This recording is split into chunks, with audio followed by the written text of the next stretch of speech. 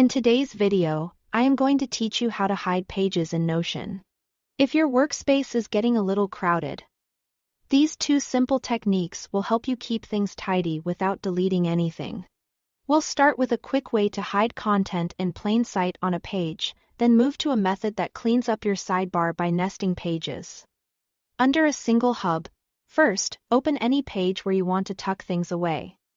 Type /, then the word toggle, and choose the toggle list option that appears. Give your toggle a clear name, like Hidden Projects or Reference. Now, drag the pages you want to hide into this toggle. You can drag them from the body of the page or from the sidebar into the page area. Once those pages sit inside the toggle, click the little arrow to close it.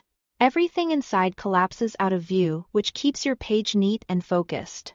This is especially useful when you are sharing a doc or presenting and don't want extra material distracting your audience. Just remember, closing a toggle only hides content on that page.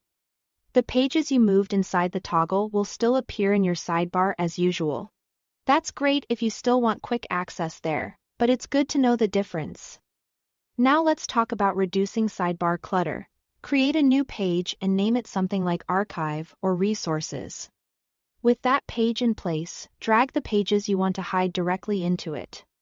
They'll become subpages of your archive in the sidebar. Those pages will now be nested under the archive page instead of sitting at the top level.